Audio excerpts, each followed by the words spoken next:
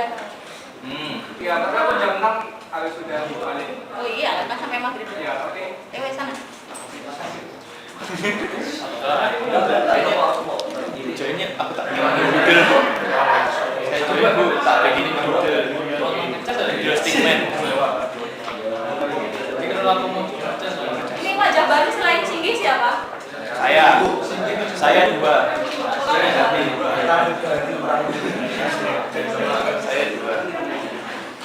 Oke. Masih ingat ragam hias itu apa teman-teman? Hias yang beragam. Corak yang diulang-ulang. Hias. Gimana? Corak yang diulang-ulang. Corak yang diulang-ulang. Polanya apa lagi? Memiliki simbol dan makna.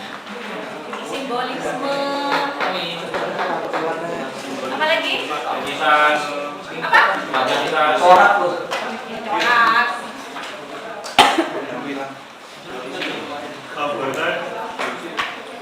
Ini ya, tak ulang sedikit lagi ya, karena ada anak baru di sini. Oke, jadi ragam hias itu bentuk dasar untuk objek hiasan, di mana biasanya berbentuk pola tertentu yang disusun secara berulang-ulang. Nah, biasanya juga diterapkan pada karya seni kriya, kerajinan ataupun karya seni terapan. Nah, biasanya banyak ya, bisa kita lihat ragam hias di sekitar kita. Kalau kalian, jadi kelihatan nggak yang belakang? Lebih enak gini nggak sih? Ya.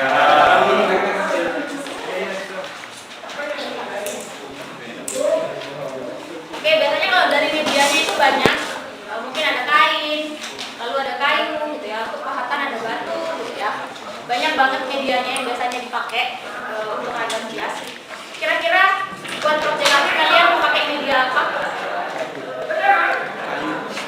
Mau pakai kayu? Kalian yang mungkir gitu. Anyaman. Satu semester buat nganyam. Oke, banyak lah ya.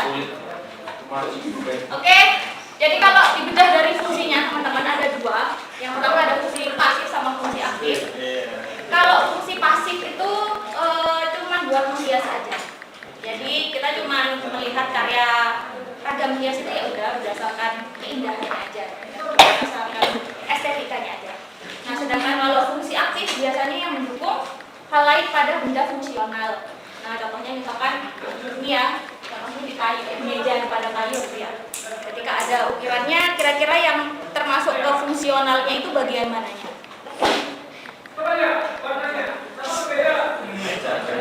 Bisa digunakan. Motif ragam hiasnya kan yang digunakan. Sebagai apa gitu fungsionalnya Pak motifnya? Identik.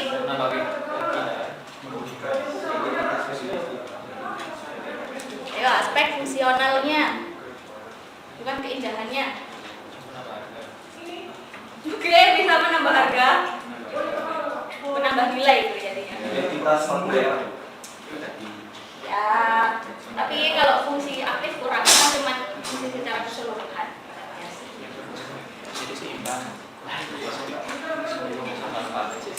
Gimana Najib? Iya gitu. Apa ya? Coba contohnya ini kan benda fungsional nih, ada meja, ada kursi, ada ragam hiasnya nih di meja sama kursinya. Kok bisa dikatakan aspek fungsional? Kenapa? Fungsi semua. Bisa dikatakan. Yang berfungsi di mejanya apa? Kakinya. Kakinya buat apanya meja? Ya. Penyangganya. Jadi aspek fungsionalnya adalah buat penyangganya meja, tapi dalam bentuk hiasan, ada keindahannya di situ ya. Jadi aspek lainnya yang mendukung. Jadi nggak cuma fokus sama keindahan, tapi aspek lain fungsionalnya. Paham ya? Oke. Oke, hari ini kita akan bahas sejarah teman-teman. Jadi jangan lupa disimak. Nanti kalau tiba-tiba kuis gitu enak. Oke. Nah, kalau dari sejarahnya ragam hias ini kalau dari zaman dahulu gitu ya, sebenarnya ragam hias itu motif-motifnya diambil dari motif yang ada di sekitar kita, sama benda-benda tumbuhan yang dekat sama manusia. Sama kayak gambar lah, gambar pada zaman dulu kan gitu. Jadi ada gambar tumbuhan, hewan, dan ini kurang lebih sama, cuman bedanya kalau ragam hias itu pasti digayakan motifnya. Nah, lalu karena keberagaman dari budaya sama kepercayaan, di Indonesia kan banyak juga pulau, suku, adat gitu ya.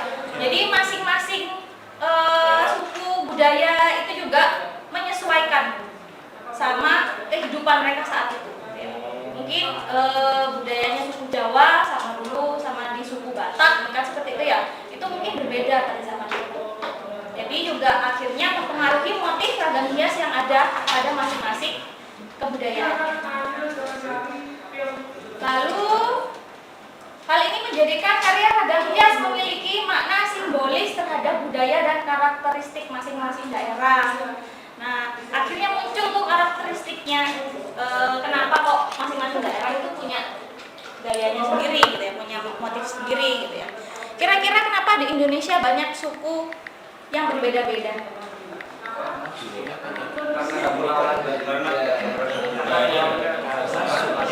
Karena pulaunya banyak. Pulau Seribu juga banyak tapi budayanya cuma satu.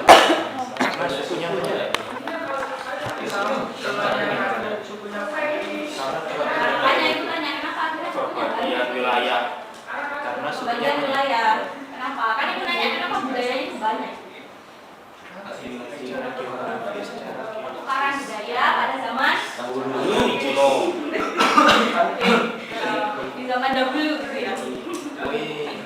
Jadi kalau kalian ingat sejarah dulu, Indonesia kan tidak punya nenek moyang asli ya. Indonesia dari beberapa negara yang masuk ke Indonesia. Yang pertama masuk.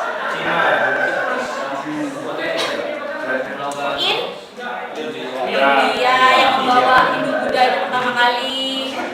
Terus masuk masa Islam ya kan. Terus sudah banyak itu daerah Asia Tenggara. Akhirnya ada zaman penjajahan, masukan orang Belanda sama Jepang juga gitu ya. Jadi deh kita warna-warni gitu ya. Oke. Itu yang akan kita bedah sekarang teman-teman. Jadi ini kurang lebih sama dengan periodenya seni, mana nanti karya-karyanya mempengaruhi kebudayaan di era tersebut. Ya. Di sini ibu bagi ada ini, ada masa prasejarah, klasik, Islam, kolonial, sama kontemporer masa kini. Oke, untuk masa prasejarah sendiri di sini dari zaman batu ya, kira-kira ada kurang lebih 4.000 tahun sebelum Masehi. Kenapa Pak Jeri? Oh, kayaknya begini kamu tadi. Nyanyi enggak sih?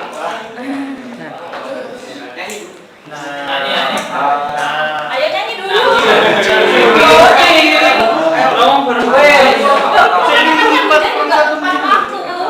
kurang 1 menit, kurang 1 menit dulu ya. 1 menit.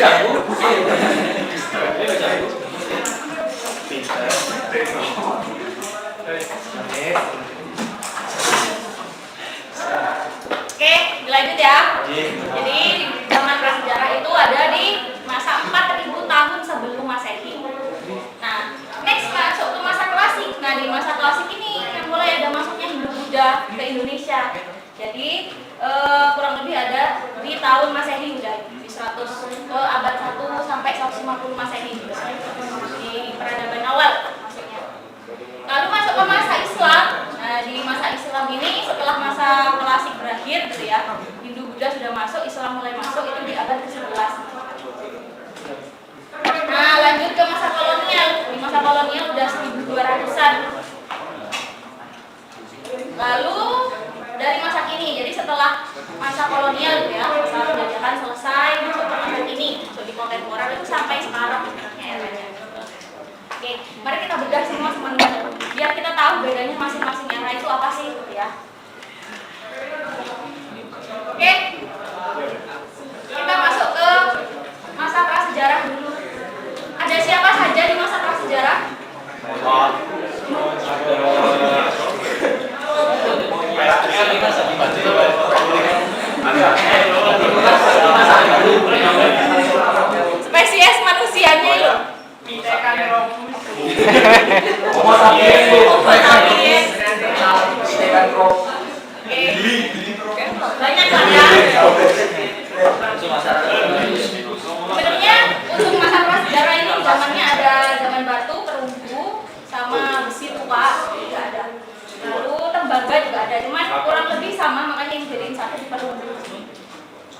biar nggak terlalu banyak kalian nanti mengingat. Oke, ini zaman prasejarah di zaman batu dulu kita bahasnya. Jadi di zaman batu itu ada di 2000 tahun sebelum Masehi, di mana manusianya itu mulai menetap di gua gitu ya. Aktivitasnya dan lain-lain itu banyak menggunakan peralatan yang konvensional. Ya, kita bilang yang konvensional karena mereka benar-benar masih baru, peradaban baru gitu ya. Kalau kalian dulu pernah belajar sejarah seni enggak? Iya. Itu ardes tuh ya? Iya pernah. Nah, kira-kira dulu seni di zaman purba apa yang pertama kali ditemukan?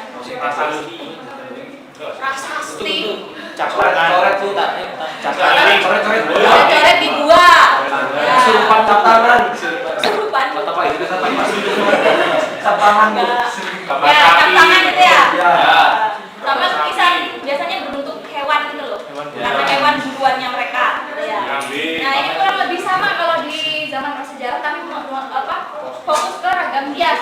Dimana kalau ke benda fungsionalnya mereka pakai contohnya ini ada tanah liat, gerabah gitu ya. Jadi mereka mulai menghiasnya itu di benda fungsionalnya mereka yang mereka pakai sehari-hari gitu ya. Kalau misalkan dari seni kan cuma cara mereka bertahan hidup gitu ya. Kalau di sini enggak, tapi lebih benda fungsionalnya. Oke, nah biasanya di sini ornamennya ada geometris, bentuk manusia atau figuratif, ada tumbuhan dan juga binatang. Jadi beragam ya. Jadi mulai banyak banget motif sudah dari zaman prasejarah. Cuman dari zaman sejarah sama klasik itu cenderung masih banyak geometris. Bentuk motif ragam hias. Oke, ini yang ada di Indonesia teman-teman. Jadi di zaman batu dulu pernah ada namanya gerabah berhias. Di situ masih di daerah Sulawesi Barat. Jadi motifnya cuma garis doang gitu ya. Cuma ada garis-garis ya. Temuannya seperti itu. Tapi karena itu termasuk bersejarah gitu pada era tersebut, di mana ini merupakan motif hias yang berbentuk huruf V dengan pengerjaan menggunakan teknik gores yang mencitrakan tradisi kalangan. Nah, ini ada Bang Safian yang mungkin pada waktu itu juga masuk gitu ya ke Indonesia. Nah, kira-kira mengukir di batu pakai apa nih zaman dulu? Kapur. Batu vs batu. Dengan batu ini masih. Ya, bisa batu dengan batu sebenarnya. Emang mungkin jenis batunya berbeda gitu ya. Oke. Nah, ini ada contoh lainnya, ini gerabah teman-teman. Jadi gerabah kan dari tanah liat tuh. Mungkin pada zaman dulu sama kayak contoh di gerabah lainnya mungkin kayak tempatnya air gitu ya. Atau menyimpan barang atau makanan lainnya. Nah, sisanya ini cuma batu-batuan tapi bermotif. Ada garisnya gitu ya. Ada hiasannya gitu. Itu dari salah satu situs di Mina. Mana nih? Pokoknya ini masih daerah Sulawesi juga. Ya, itulah. Oke, kita lanjut ke zaman perunggu. Jadi di zaman perunggu ini udah lebih canggih lagi gitu ya dari zaman sebelumnya. Karena di sini udah memanfaatkan kayak tembaga gitu ya, terus perunggu gitu, besi dan lain sebagainya untuk dijadikan bahan dalam kehidupan sehari-hari mereka. Nah, di mana logam di sini ditemukan dan mereka mulai bisa mengolah sehingga menggeser tumpukan batu yang akhirnya berfungsi sebagai benda pusaka atau kehilangan nilai praktisnya. Nah, jadi mungkin awalnya dipakai sebagai benda fungsional, tapi kalau ke masa ini udah nggak ada. Jadi cuma sebagai benda pusaka gitu ya. Nah, kalau tadi 2000 sebelum Masehi, ini mulai masuk ke 500 tahun sebelum Masehi terutama. Di mana kebudayaan perunggunya mereka bawa masuk ke Indonesia gitu ya. Nah, pelopornya kan tadi ada dari India, dari Cina gitu ya, mulai masuk ke Indonesia, membawa budaya mereka ke Nusantara. Oke. Ini ada contohnya karya perunggunya, Flora Dongsor namanya.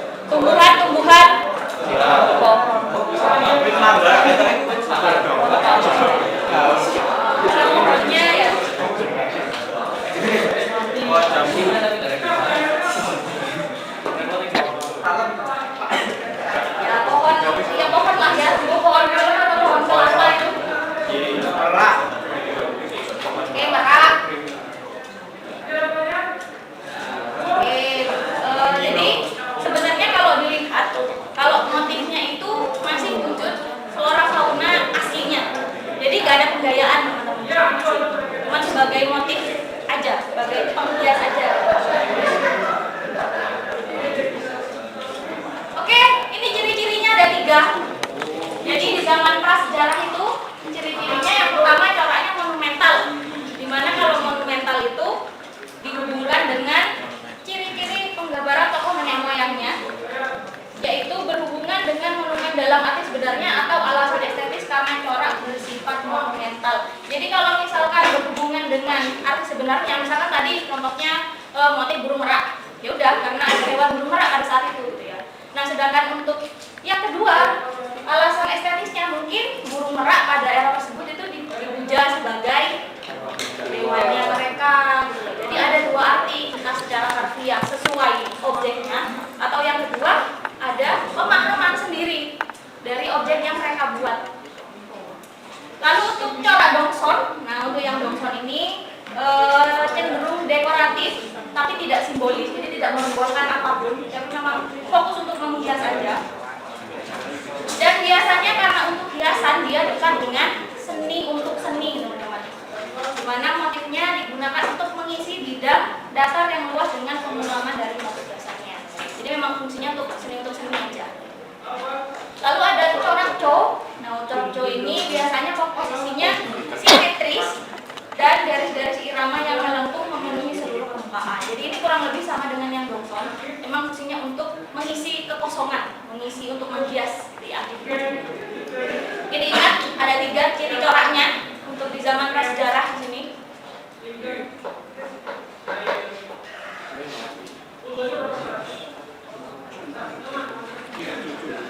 Oke, ini lanjut ke zaman perunggu. Nah, yang di zaman perunggu ini contoh lainnya ada nekara. Coba lihat yang di nekara, kelihatan nggak ada motif apa di sini? Kenapa ya? Moyang nggak kelihatan. Magnet ada.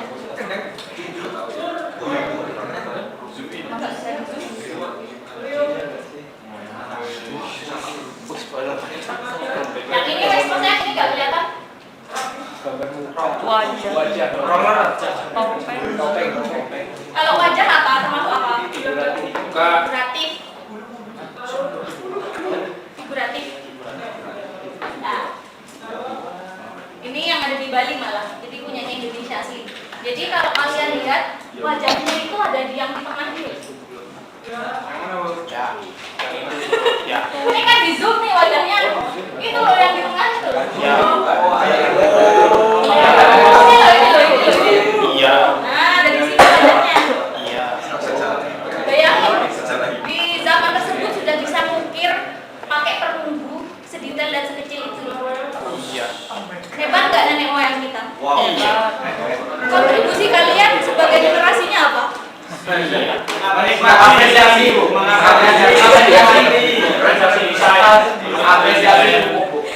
Gak ada yang mau menyaingi mereka?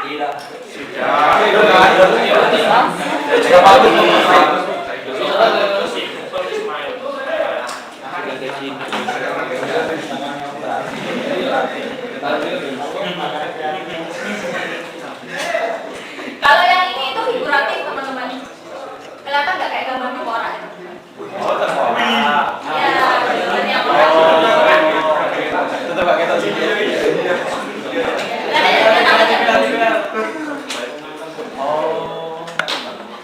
Tetap pakai tas ini. Nah ini lagi kapaknya aja loh dihias. Kelihatan nggak hiasannya apa? Garis. Ornamen garis geometris saja. Iya. Terus yang bujana ini juga ada Motif. motifnya apa ya? Ini juga nggak tahu. Tidak kelihatan. Kelihatan ya? Tidak kelihatan. Geometris. Kotak yang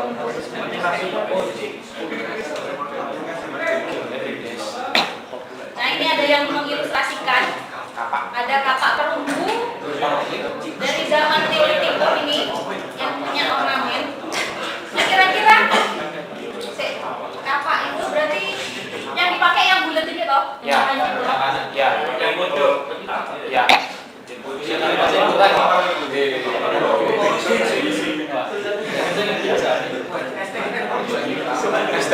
Pakai TV.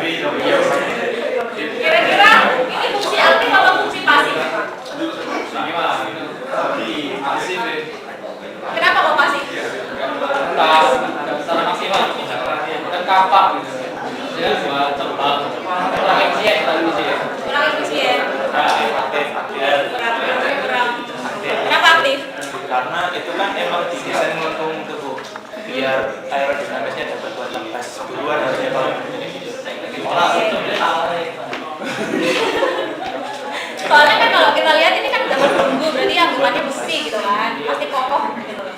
Kira-kira penerapan ragam biasa itu sebagai apa? Masih ya, teman-teman yang lain gimana? Yang mengatakan ini fungsinya pasif siapa? Bagas. Oh, ini Bagas pasif. Yang aktif Singgi. Yang lain apa? Semi.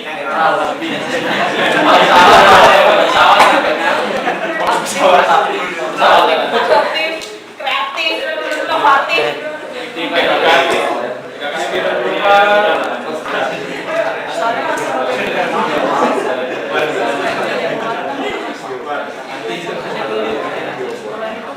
Sebenarnya mungkin nggak bisa dibuktikan ya, karena kita nggak tahu ini beneran dipakai atau enggak.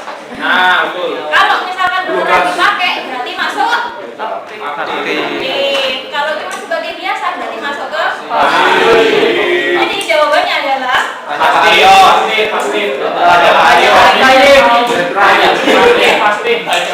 jawabannya adalah mari kita time travel ya ke masa lalu. Hanya Pak Aryo.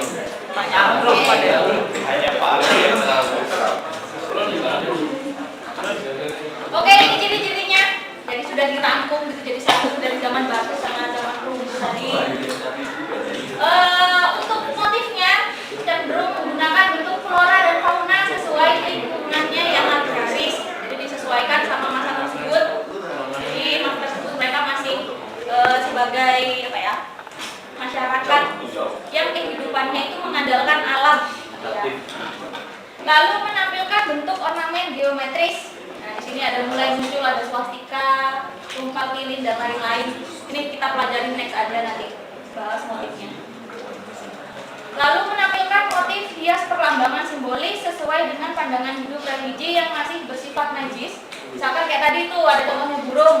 Ternyata burung itu sebagai lambangnya roh manusia yang telah meninggal, dan sedangkan gajah itu kendaraannya yang digunakan roh. Nah, tadi kan ada gambarnya gajah sama burung. Nah, itu masuknya ke sini. Lalu kecenderungan pada penggunaan warna dasar sesuai dengan lingkungan alam dan pandangan kepercayaannya. Jadi mungkin kalau gerabah ya udah coklat aja gitu ya, disesuaikan sama kondisi aslinya. Nah, sama coraknya ada 3 tadi, ada monumental, longsor sama cung. Sampai sini ada yang mau ditanyakan dulu?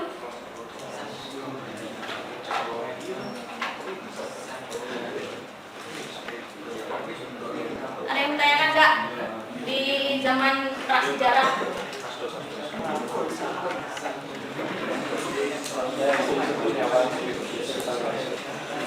Pada zaman perunggu, itu kan orang Irak membunyi bahwa ilmunya travel itu Ya. tempat yang baru. Ya.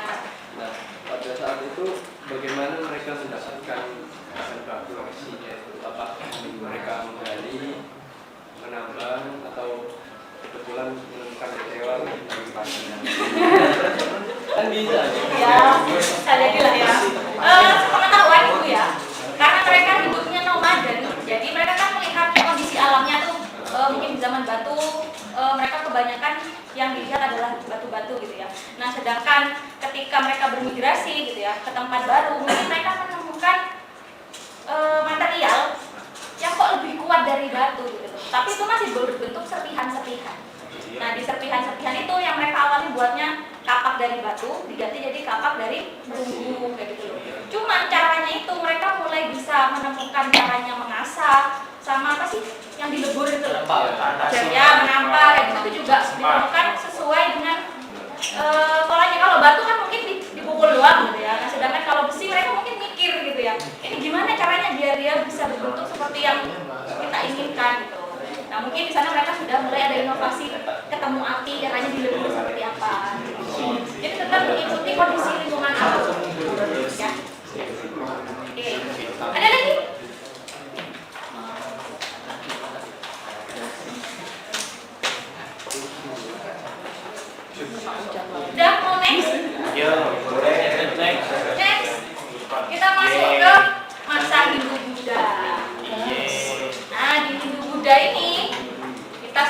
masuk di abad 4 Masehi atau ke-5 Masehi hingga abad 15 Masehi. Jadi kurang lebih ada 15 Masehi lah masuknya budaya Hindu-Buddha ke Indonesia gitu ya. Terus ragam hias biasanya ditemukan yang pasti ada di candi sama artefak teman-teman, benda dari logam dan gerabah juga, hingga gayanya yang ditemukan. Nah, jadi selama eranya Hindu-Buddha, kalau tadi kan ada 3 tuh coraknya. Apa aja?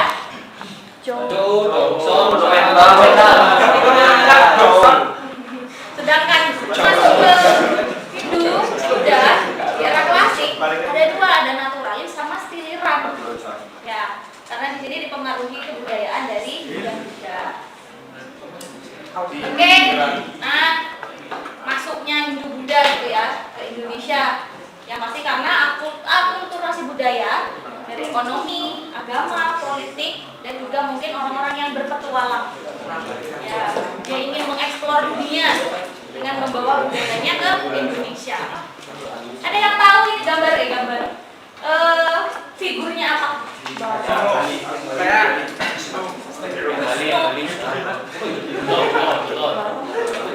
Apa ya? Ada yang pernah kesini nggak? Ini di Malang loh. Oh, di Malang.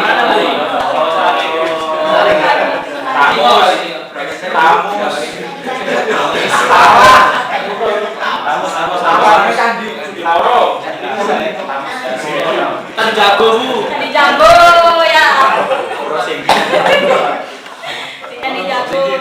Jadi ini salah satu dewa di kerajaan Buddha. Ya Buddha apa Hindu ya? Dewa apa ya ini?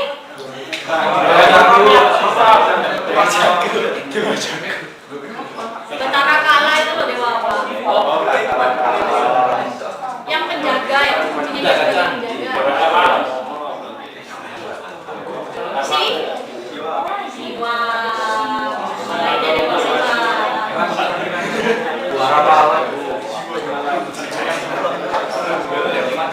Oke. Jadi ini 2 pelopor utama yang masuknya ragam hias ke Indonesia ya. Sudah pernah kesini semua? Ayo ke sana. Kasih. Ya, Kalau dilihat teman-teman, ini jadi apa? Borobudur agamanya apa? Buddha. Udah, yang satunya? Rambanan itu Hindu, gitu ya. Jadi di sini sebenarnya punya 2 perbedaan mereka.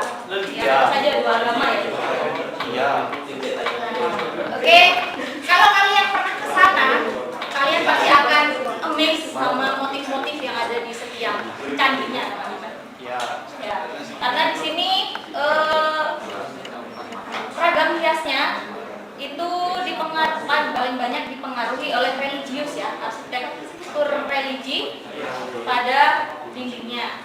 Nah, jadi kalau kalian lihat reliknya itu masih menceritakan kisah kebudayaan atau agama tersebut. Nah, yang biasanya paling banyak umum ada parma teratai. Nah, kalau bisa dilihat teman-teman di situ simbolismenya gitu ya, dari tumbuhan dari teratai, di mana Padma sendiri ini artinya adalah melambangkan tahta dewa tertinggi dan terbentuknya alam semesta. Jadi kalau kalian ke candi, pasti kalian merasakan, nggak tahu ya kalau ibu merasakan kesakralannya sih. Jadi ketika masuk ke dalam satu candinya itu kan ada satu patung nanti di dalam. Auranya tuh nggak cuma mistis tapi apa ya? Magis. Spiritual. Ya, spiritualnya gitu. Spiritualnya itu kayak kuat banget gitu loh. Nah, di sini juga banyak artiannya, ada sebagai kelahiran Buddha, lalu kekuatan hayati dan juga suci. Jadi banyak mensimbolis mengkat sesuatu gitu ya artinya di sini. Oke, ini juga ada ukuran batu, ragam hias bunga. Nah, lalu ada swastika. Jadi ingat itu sebenarnya simbolnya swastika ya teman-teman. Iya. Ini logonya apa? Nasi.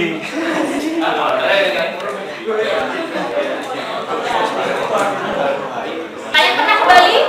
Pernah. Ke Bali juga belum pernah? Belum.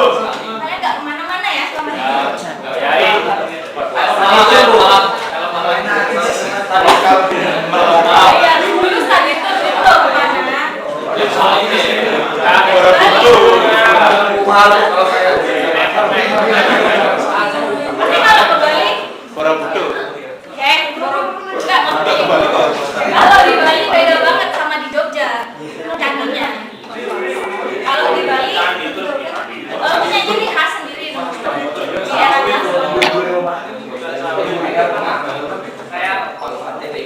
Nah ini tadi yang sangat ngehit. Ada juga nama lain. Jadi nama lainnya adalah Kala Takara, ya, atau Batara Kala. Ada nama lainnya juga. Ini banyak banget, setiap candi kayaknya ada ininya. Lalu ada Kinara. Nah Kinara ini wujudnya dewa perempuan separuh burung. Titik. Ya, separuh burung. Ya kepercayaannya agama Hindu.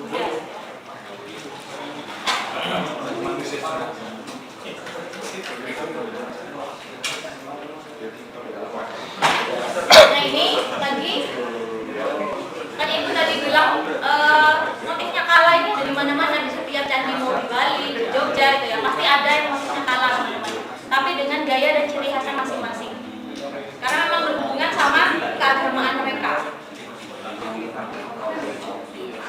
Oke. Kalau kalian ke candi biasanya itu di pintu gerbangnya itu sudah kala di depan ya.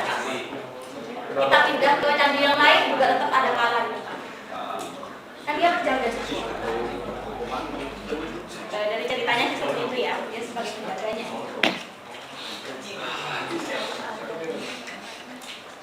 Nah ini juga kan tadi motifnya pasti naturalis sama seliran ya. Di sini ornamennya ada flora. Kira-kira ini tumbuhan apa ya? Kelihatan nggak? Mana yang kiri? Yang ini yang Bulan kambing sih malah. Kerbau. iya ada kerbaunya. Ini kerbau kan? Kangkung.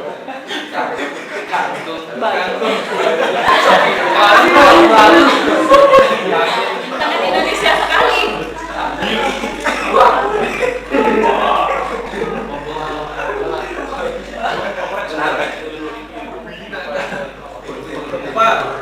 Kita nggak nyalain kok.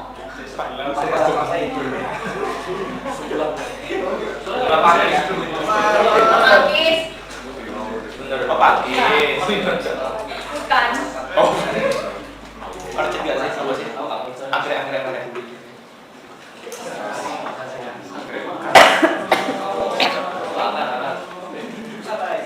Apa ya? Aku nggak tahu juga. Anggrek. Soalnya kata-kata nanti kalau belajar ragam jas klasik motifnya seperti itu. Ya. Itu bukannya sulur-sulurannya seperti itu. Oke, ini ya cirinya tadi ada dua. Gayanya naturalis, di mana unsur yang digambarkan sesuai dengan kenyataan yang ada, seperti manusia, bangunan, binatang, juga tumbuhannya, atau yang pernah dilihat oleh manusia pembuatnya. Lalu untuk gayanya stiliran, di mana di sini stiliran yaitu penggambaran bentuk binatang atau figuratif yang bersifat lambang atau hiasan makna yang dibentuk dari rangkaian ragam hias sulur-suluran jenis tumbuhan pada batang pohon lainnya. Di sini juga menggambarkan secara langsung bentuk lambang namun bermakna sebuah binatang tertentu. Jadi contohnya kayak yang tadi yang di sini. Jadi ini kan ada dua ya, flora sama fauna. Tuh di situ. Nah di situ kurang lebih di mix gitu loh. Akhirnya pemaknaannya kenapa seperti apa gitu ya. Oke, itu untuk cirinya di zaman klasik. Zaman klasik ada yang ditanya dulu nggak? Tidak ada. Untuk gaya stiliran. Pas stiliran itu untuk lebih ekspresif atau hanya penyederhanaan gaya dari untuk itu dari Stiliran ya. Kalau stiliran itu pada dasarnya stilasi, di mana stilasi itu artinya penggayaan. Nah, jadi bukan disederhanakan tapi malah digayakan, dilebih-lebihkan. Itu ya, itu stiliran kata-kata. Dimana kalau lihat, misal dari tadi kalian kan nyebutnya ini kampung, kira-kira kampung bentuknya gimana? Sigi, gak ada kampung. Bagas, kamu bikin stilirannya. Stilirannya juga gambar kampung toh, kan udah bikin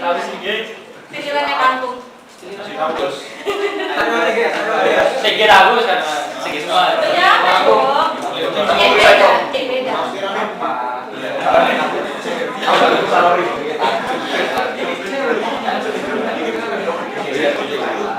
Lo di sebelahnya nih ada pembanding. Di sebelahnya. Langsung ke cycle.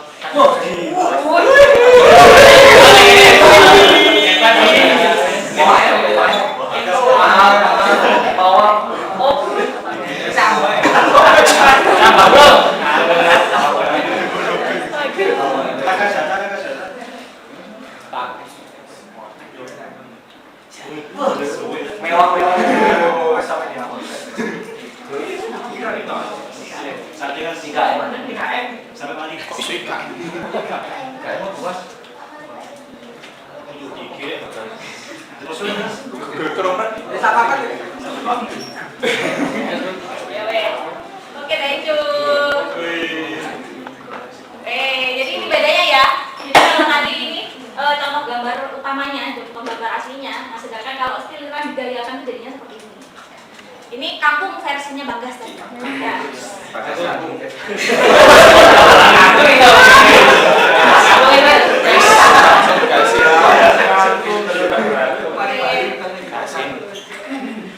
Paham ya sampai sini? Ada lagi yang mau ditanyakan? Lanjut. Lanjut. Kita masuk ke era Islam.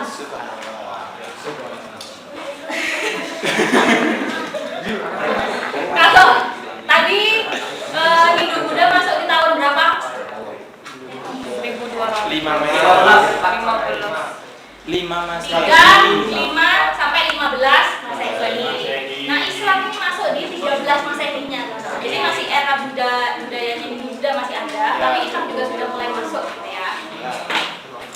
Oke, yang pasti motif-motif zaman Hindu Buddha itu masih terus berlanjut teman-teman. Jadi sebenarnya kalau kita belajar sejarah itu pasti berkelanjutan. Jadi tadi yang dari zaman prasejarah gitu ya, figuratif sama pas yang tumbuhan, flora gitu ya, flora fauna itu masih masuk ke Hindu Buddha tadi kan.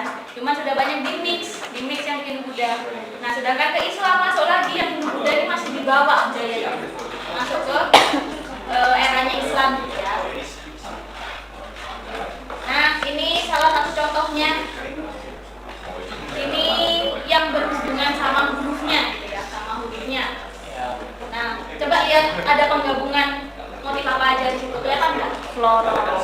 Yang ini yang kelihatan, kalau ini kan hurufnya aja.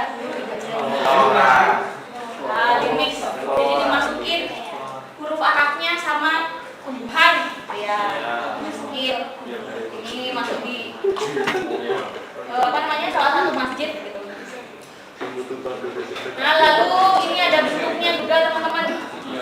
Jadi kalau dilihat bentuknya itu berubah-ubah ya.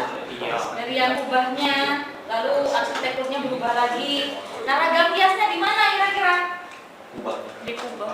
Corak. Yang dikubah. Ukuran Ya, ini dikubah nih kan nanti. Iya. Nah, terus di apanya lagi? Di arennya. Kalian pernah ke masjid yang bagus nggak? Nggak pernah.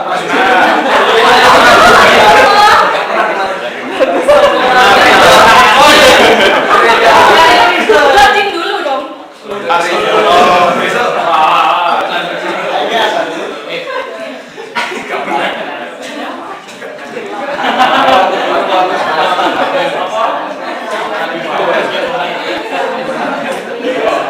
Kalau kalian lihat di masjid-masjid bagus itu biasanya seni kaligrafinya kan yang dilakukan. Nah, seni kaligrafinya itu pasti yang sebagai hiasan itu ada motif lainnya. Makanya biasanya ada motif tumbuhan sebagai motif hiasannya. Atau malah kaligrafinya yang digayakan. Jadi karena kebudayaan ya udah menggeser. Oke, ini lagi. Nah, geometrisnya masih kental ya di sini. Kelihatan banget. Pusing nggak lihatnya? Pusing. Oke.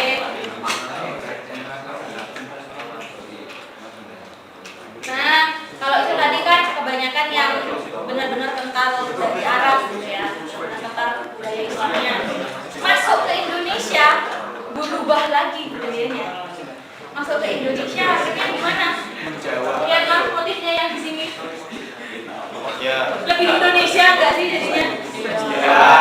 Tapi dia masih diterapkan di era Islam pada waktu itu. Jadi di masjid-masjid di Indonesia itu muncul ragam hias seperti ini juga.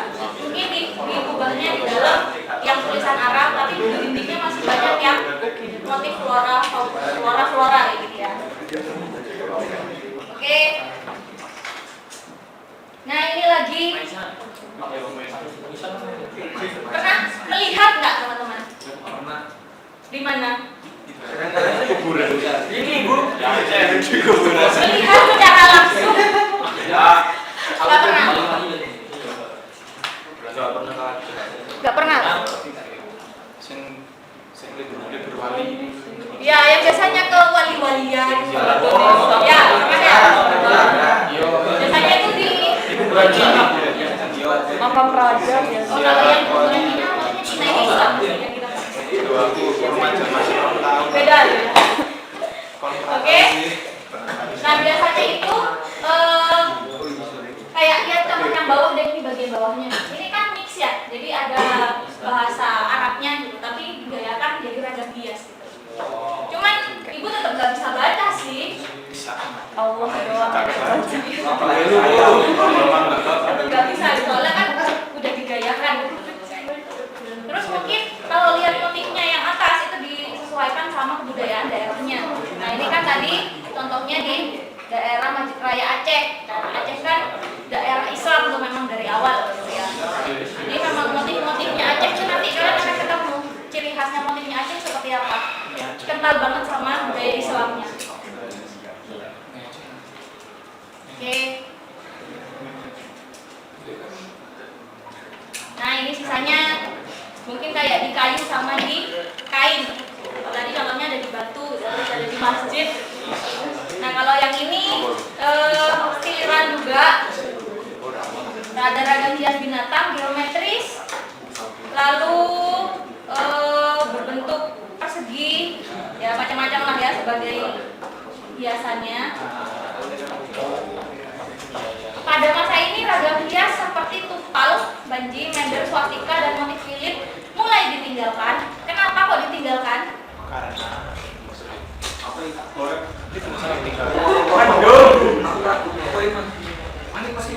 Ya, kira-kira kenapa teman-teman ini mulai ditinggalkan? Motif-motif swastika, lilin.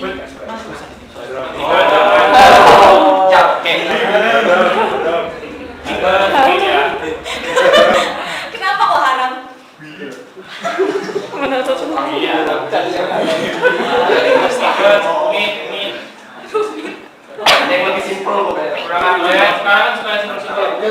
Loh ini kan masih bahas di era Islam. Di Islam memang simple itu. Sejak kapan kaligrafi sampel? Yo, kenapa tadi kebudayaan sebelumnya sudah mulai ditinggalkan? Karena gimana? Karena tidak relevan ya, tidak mencerminkan nilai-nilai Islam. kehidupan di era Islam ya gitu. Kalau tadi kan menyembah dewa, nah sekarang yang disembah siapa kan udah beda gitu ya. Jadi menurut Islam itu nggak sesuai kayak tadi misalkan dewanya yang setengah hewan itu loh. Nah kayak gitu sudah nggak relevan dengan Islam gitu ya. Oke. Sampai ini ada yang mau ditanyakan dulu? Aman. Siapa ulama yang membawa ragam hias ke Indonesia?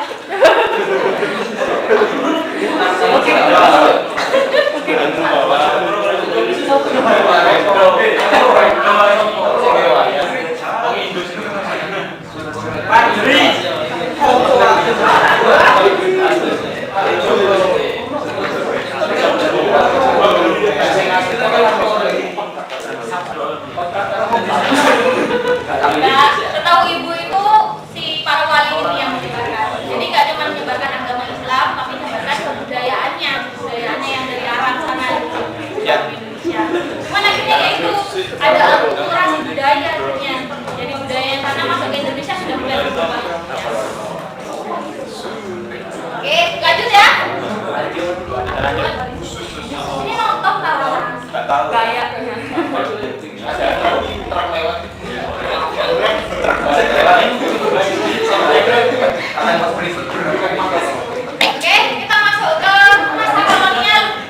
Sharp. Masih ingat sejarahnya dulu Belanda kapan masuk Indonesia? Tahun 1200.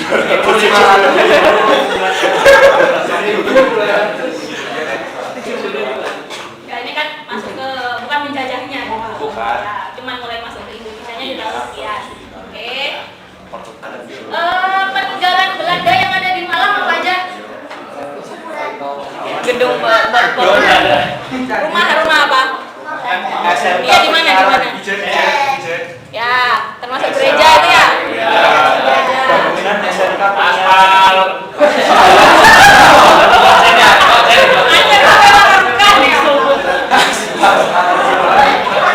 Jalan Sumatera ada bangunannya. Oke, perhatikan dulu. Hah? Nah, kalau di zaman kolonial ini kita bagi dua kan? Kita dijajah berapa kali sih sebenarnya? Yang meninggalkan kebudayaan itu dua, Jepang sama Belanda ya. Nah, kalau bisa dilihat, kalian pernah ke rumah-rumah Belanda nggak? Atau biasanya nih masih Belanda itu pabrik gula, tahu nggak? Ya. Pernah lihat motif di rumahnya nggak? Di rumah. Kayak ini contohnya di lantainya nih, di lantainya seragam hias gitu. Ya, biru putih. Atau bentuk bangunannya biasanya. Ya, di pojokan, di tiangnya gitu ya. Bentuk jendela.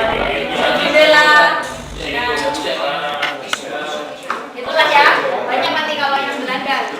Nah, ini contohnya. Coba lihat, yang membedakan sama rumah masa ini apa? Bentuk tiangnya.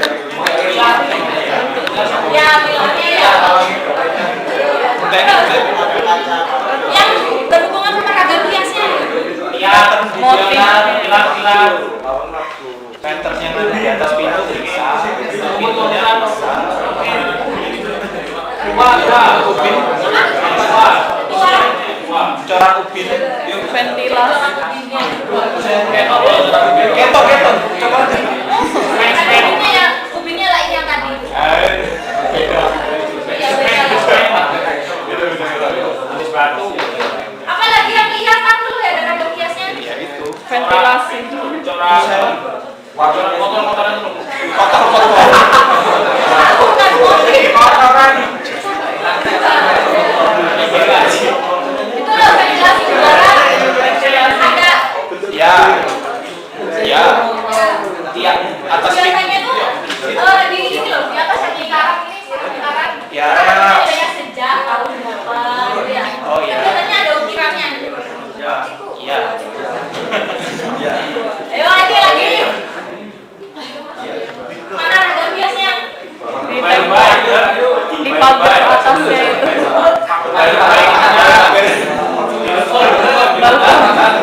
Di balkon.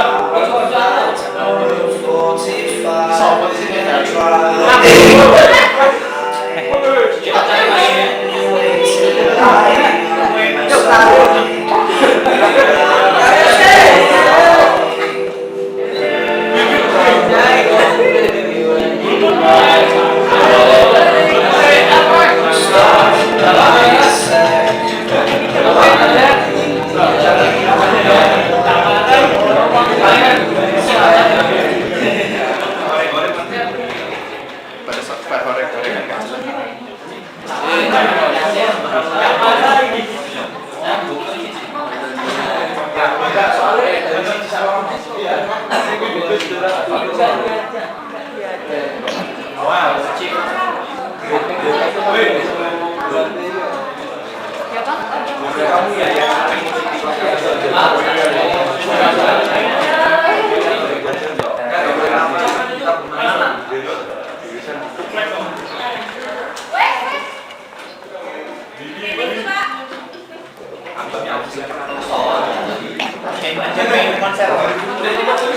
Ada acaranya asik katanya. Oke, lanjut. Ada di mana aja tadi ragam hiasnya? Balkon. Balkon.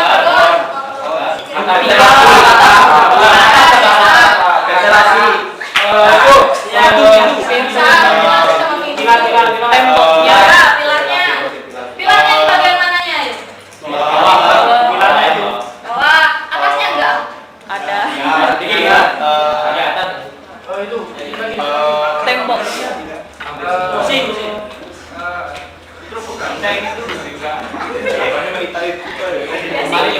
Di apa sih namanya itu loh di depannya itu loh.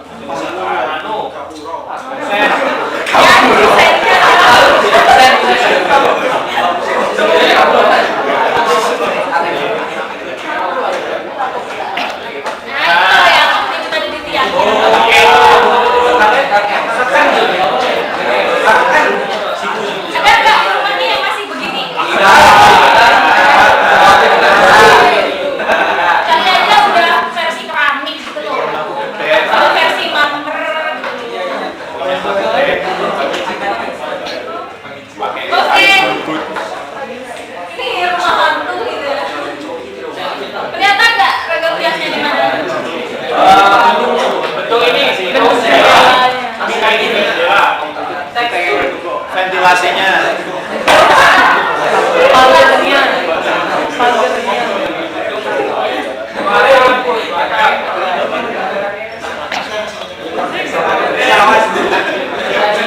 Ini lebih ke bentuk bangunannya ya.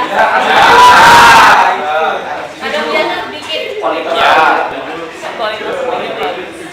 Cina. Oke. Jadi kalau itu tadi contoh bangunan, nah yang selanjutnya ini contoh Cina. pada Kain. kain, pada tekstil. Nah jadi batik Belanda diingat sudah muncul di tahun 1840. Oh iya, itu kan lama ya di Belanda. Lumayan. Lumayan. Jadi 200-an ya. Terus, nah warga Belanda menetap di pantai utara Jawa, daerah Pekalongan, di mana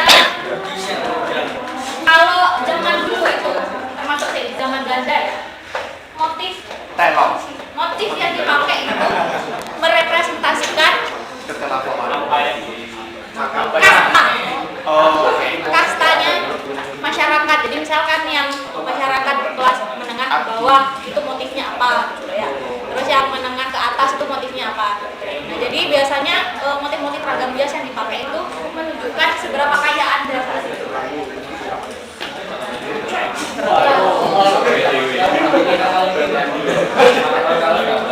Nah, itu tadi yang Belanda. Ada yang ditanyakan dulu nggak yang Belanda?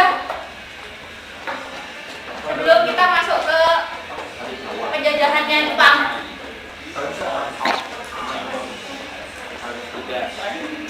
Gak ada?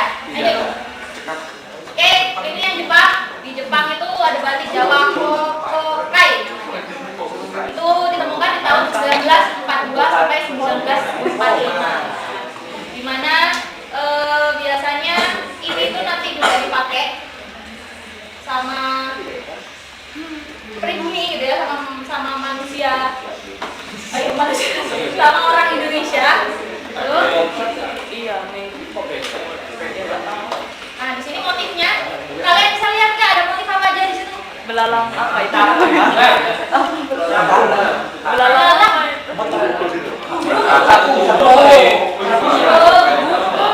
Walang. Itu Mantis. Mantis apa bahasa Apa itu? Cantoran apa? Cantoran. Walang kungfu. Oh ya, belalang. Walang kungfu. Nah, setahu ibu untuk bunganya ini termasuk bunga sakura karena dia orang Jepang yang bawa. Jadi kalau contoh yang di awal tadi, nah ini juga bunga sakura teman-teman di masa Jepang. Kalian familiar nggak sama motif ini? Yang biasanya ada di sewek itu loh. Iya. Yang gendong bayi. Itu peninggalan di Jepang ternyata.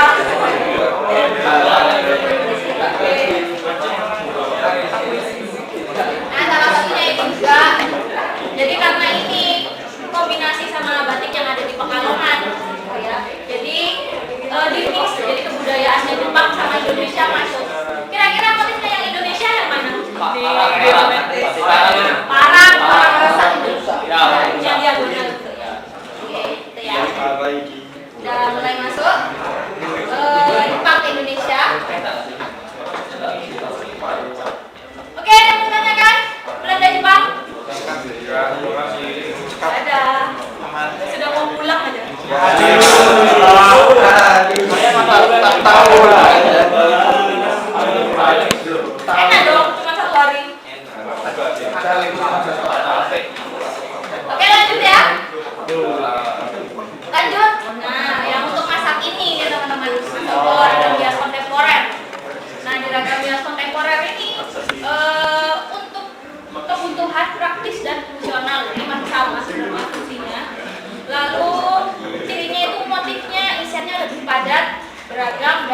biasanya menggunakan percetakan gitu ya. Manual juga ada sih, cuman lebih banyak sudah digital. Lalu biasanya hasil modifikasi dari motif ragam hias klasik. Jadi tetap ragam hias klasiknya itu nggak boleh dibuang gitu ya. Kalau nanti kita belajar ragam hias klasik, diterapkan juga sama karya kalian di masa kini. Jangan dihilangkan karya aslinya. Lalu setelah dimodif gitu ya, modifikasi polanya masih dimasukkan sebagai golongan batik kontemporer. Nah ini contohnya lagi batik kontemporer, biasanya cenderung abstrak gitu ya. Motifnya itu nggak sejelas kayak tadi, ada bentuk sakura, ada bentuk belalang gitu ya. Nah kalau di sini biasanya nggak ada pakemnya, bebas gitu ya. Motifnya itu seperti ornamen-ornamen lain lah. Lalu kontemporer ini tidak mengandung makna atau filosofi. Nah sebenarnya bukannya tidak mengandung, tapi ada beberapa aja yang ada maknanya motifnya. Tapi secara keseluruhan mungkin nggak ada, tapi motif utamanya ada maknanya. Jadi nggak keseluruhan. Sedangkan kalau batik klasik teman-teman, titik aja itu ada maknanya. Artinya apa? Artinya apa? Ya kita belajar nanti ya. Kasih diri. Katanya. Masih di klasik ya, minggu depan klasik kita belajar klasik. Oh ya. Lalu tidak menggunakan ciri khas atau batik dari daerah asal sehingga membedakan dari motif tradisional atau khas kedaerahannya. Kalian tiap daerah tahu motif daerahnya? Tahu. Jawa. Yang Malang apa yang Malang? Itu. Hah? Bunga apa? Tugu motifnya. Singkatan. Salah. Tapi belum pernah lihat Ibu yang pernah lihat itu topeng.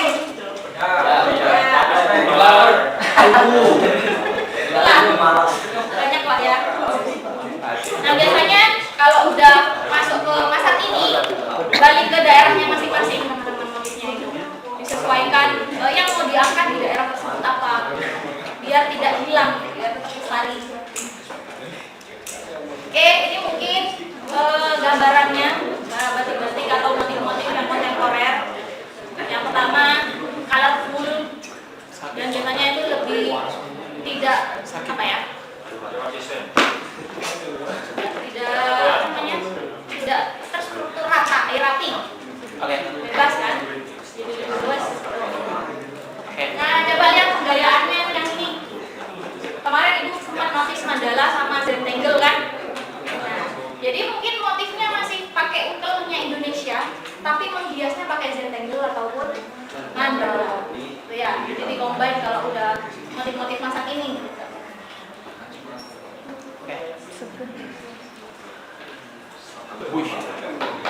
Nah ini juga, jadi ini biasanya di batik cap. Kalau batik cap pakai tembaga, jadi kita bikinnya custom. Tembaganya di custom kita bentuk diukir ya, nanti tinggal dicap. Gampang.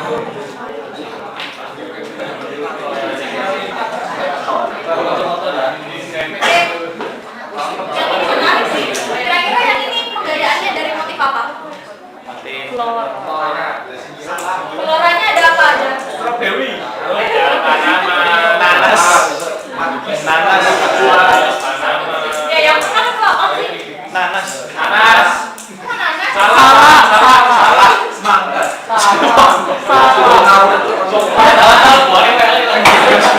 Yang bisa itu apanya? Bisa. Kan bentuknya benar-benar. Itu daun. Ini loh ada bentuknya. Iya daun.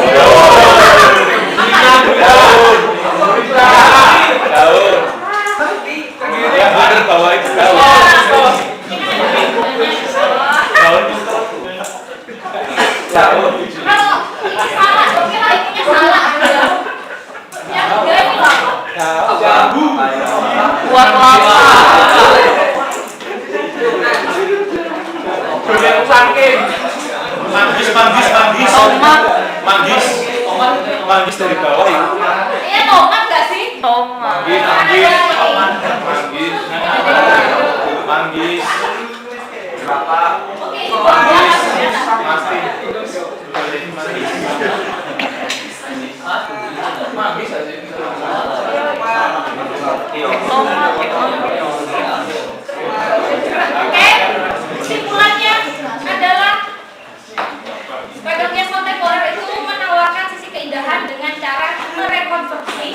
mendaur ulang, menduplikasi keindahan corak dari masa lalu.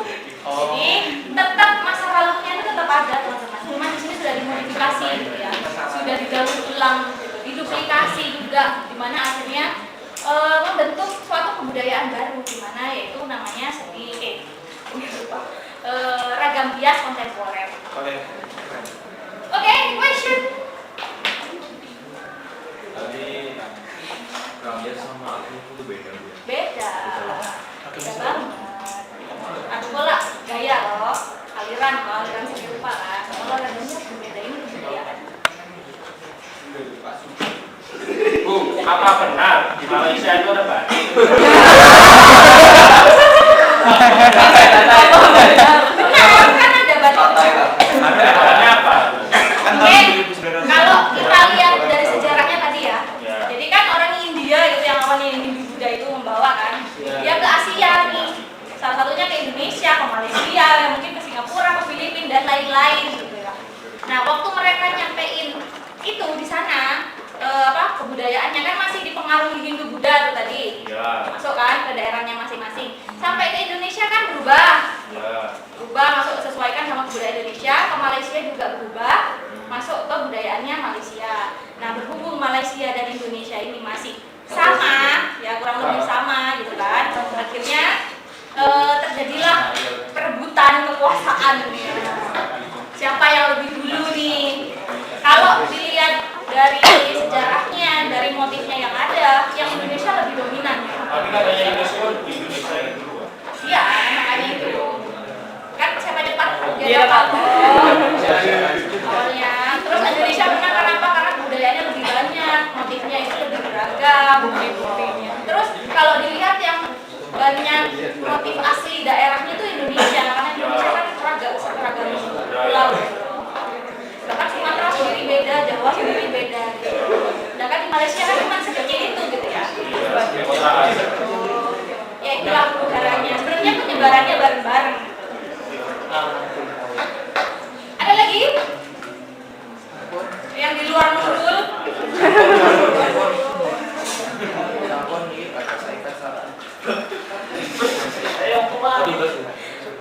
Mau dikasih tugas tak? Kan ibu bilang tugasnya itu nanti di pertemuan 5. Itu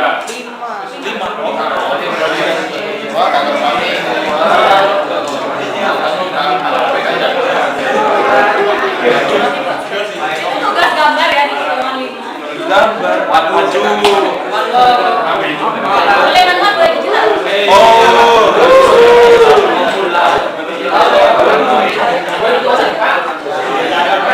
Ayo 15 menit kuis.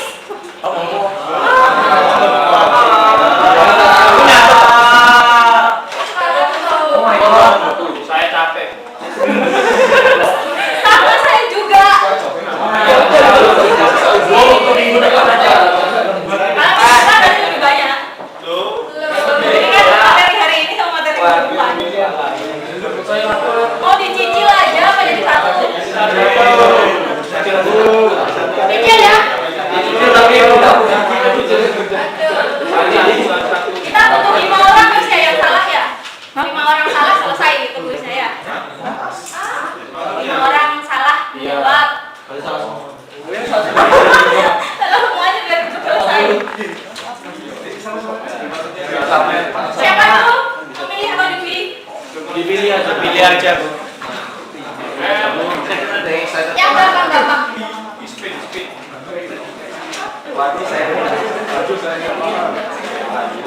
Ayo Jerry. Ayo Jer. Kapan ragam hias zaman prasejarah pertama kali ditemukan?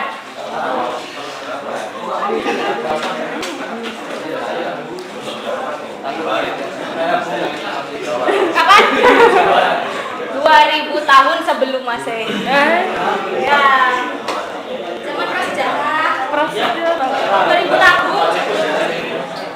Ayo Jer, untuk temannya Jer.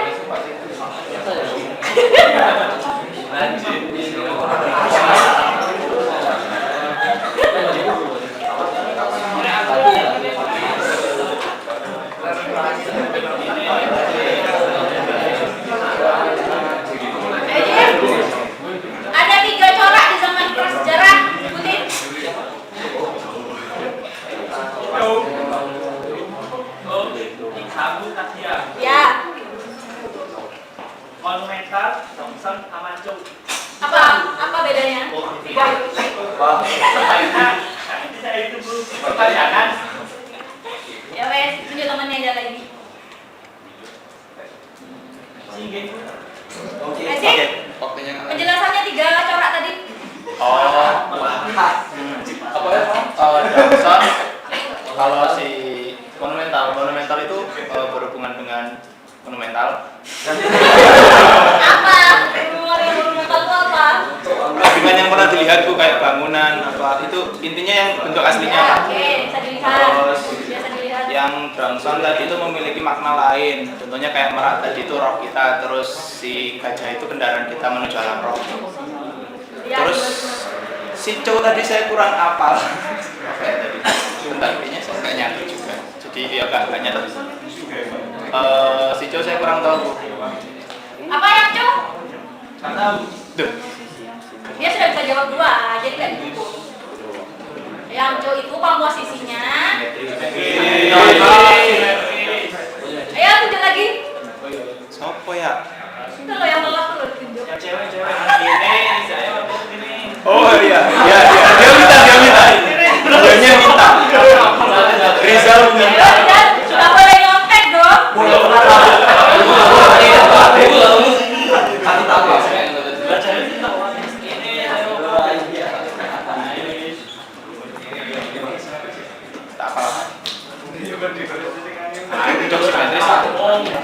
Ya, gaya yang diterapkan keragam hias pada zaman Hindu-Buddha.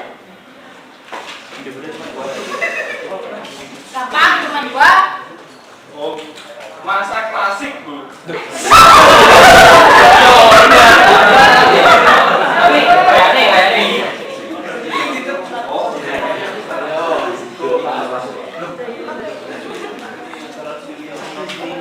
Wes nyanyi dong.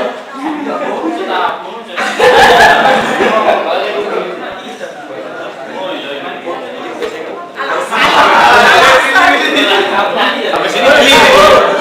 Di sini si Billy sih dari sini.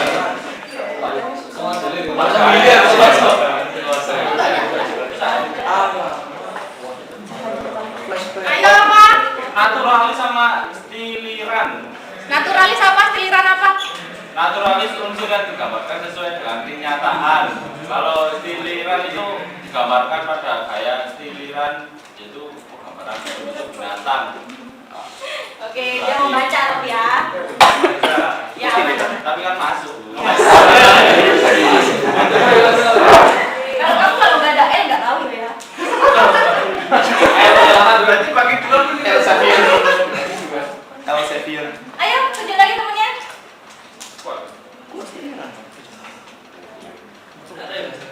Win.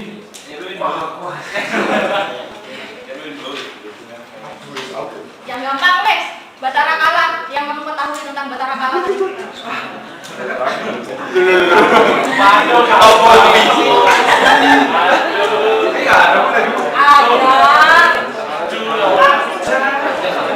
Ayo Batara Kala.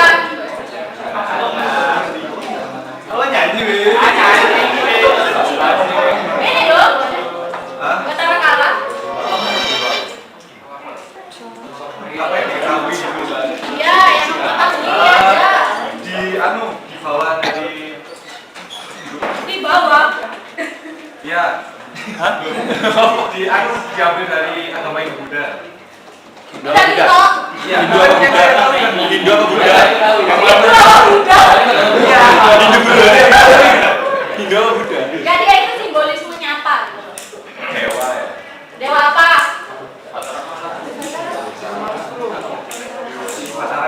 Loh ya.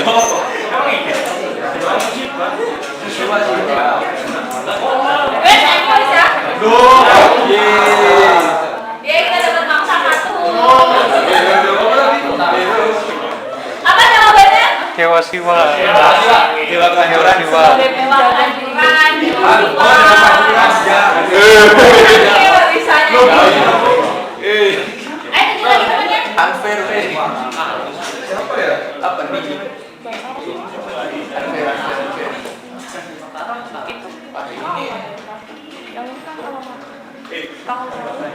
Siapa Bilian?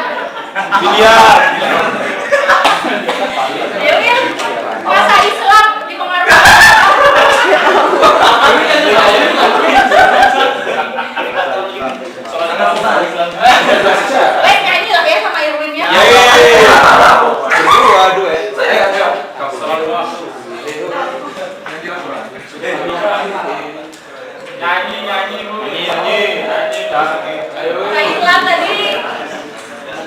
Yuk Sunan Gresik mulai. Jalan Lapan, Jalan Lapan aja. Tuh. Jalan Lapan. Nyanyi dong. Wes nyanyi lah ya. Ayo. Tadi ragam yang di masa Islam itu dipengaruhi oleh apa aja?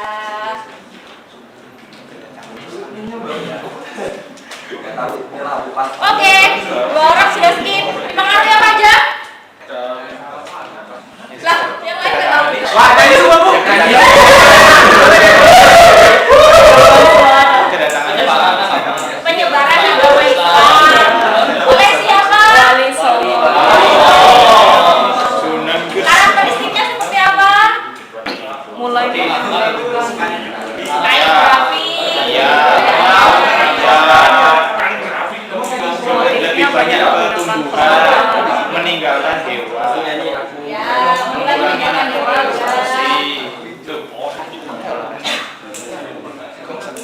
Terakhir ayo Belanda, masa penjajahan. Ayo Wil, siapa Wil? Saya. Loh. Kamu lah. Begitu. Iya kamu. Oh. Coba ya, bisa bentar ya. Oh, mana yang tahu? Cewek juga wajib cewek ya? Wajib cewek dulu. Terserah. Iya biar equal bro. Wah, gender equality-nya mana nih? Kok patriarki dan mana kabar? Ayah. Oke, mau nyanyi bareng nggak yang ini? Lu pasrah ya? Astaga. Beneran nih aku belum ngasih pertanyaan. Tanya dulu lah.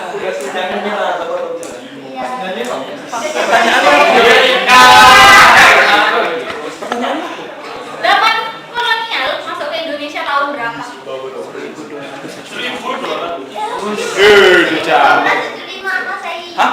Ya. 1012. 1275. Ayo tujuh lagi temennya. Alan. Alam Spakbor. Alan nyantek pak dia. Yang Jepang masuk ke Indonesia kapan? Tinggi PKN ini. Enggak sekitar emang. 42 sampai 45 ya. Oke, 2 orang baju nyanyi. Udah selesai. Joget aja. Ayo maju dulu dong. Joget tuh joget. Kalau nggak nyanyi,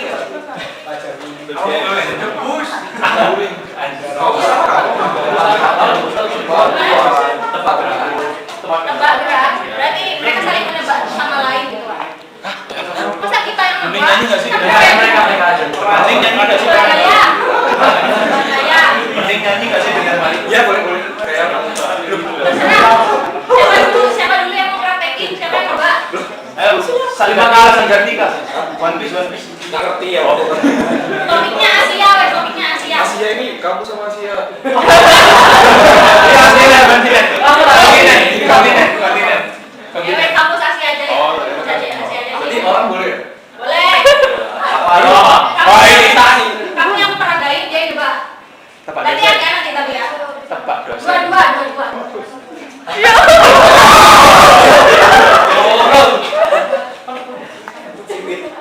Ya. Karakteristik. James. Ya, tuh. Oh, James. Ya udah spesifik. Oh, pasti dialirin. Dosen. Dosen boleh dong.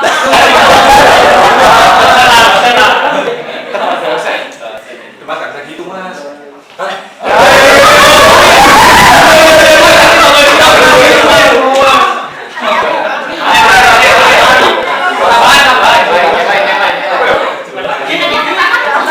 Sudah ya, Mahasiswa. Loh, Mau nih. Ya. lanjut aja sih lagi. Tambahin karakter. Aku diincer. Kagak. Aku. Kalian lihat. Ada masalah tuh.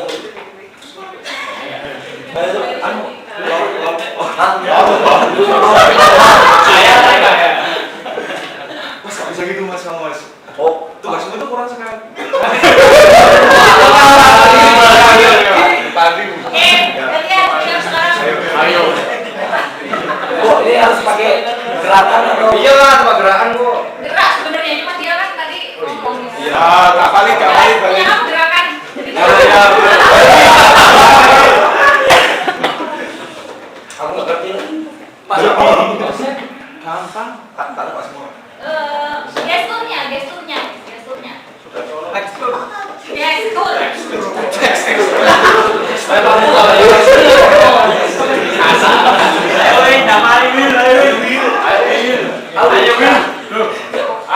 Enggak harus bener DKP terserah. Bebas pokoknya yang biasa. Hebat, kamu sendiri lo gak apa-apa.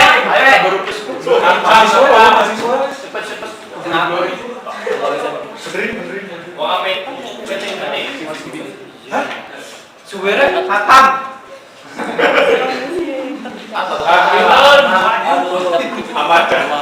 Kok iso?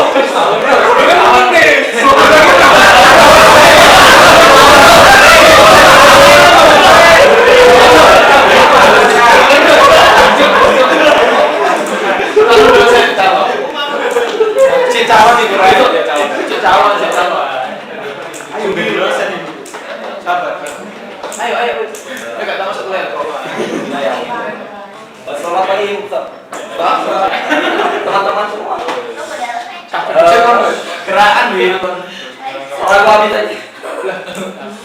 Gerakan. Aku nggak ngerti yo gerakan. Pakai suara aja ya. Biar tempat bu, sama bu. Ya wes ya. Selamat pagi teman-teman. Hari ini kita akan belajar matkul bahasa. Lagi Wil nyebut mata. Ya kelihatan dong kalau gitu. Loh, tapi nggak ada dosennya. Nggak tahu nama dosennya. Lah, pagi. Udah kelihatan.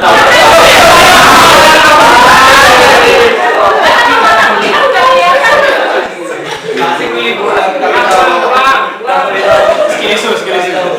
Skilisu. Valentina.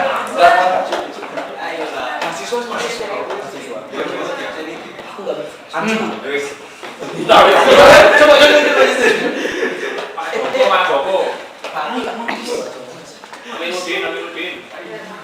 Jangan. Ilham ada nggak? Nggak ada. Aku pengen dudukin malu. Ayo kami yang menang. Lu kacang-kacang. Oh iya. Nggak kelihatan aku. Wil nggak boleh mulai.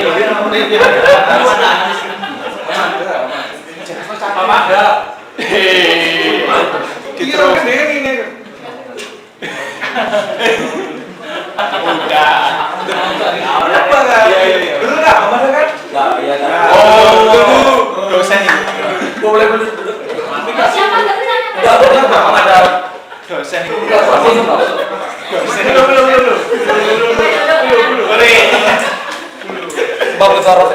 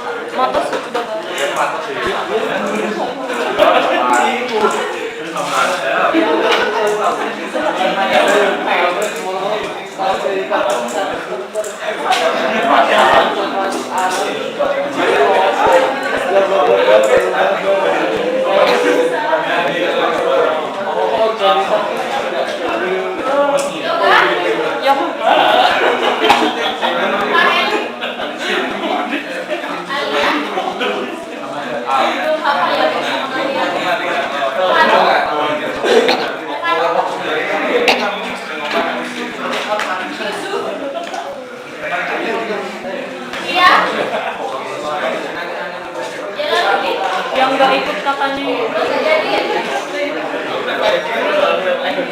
Jessica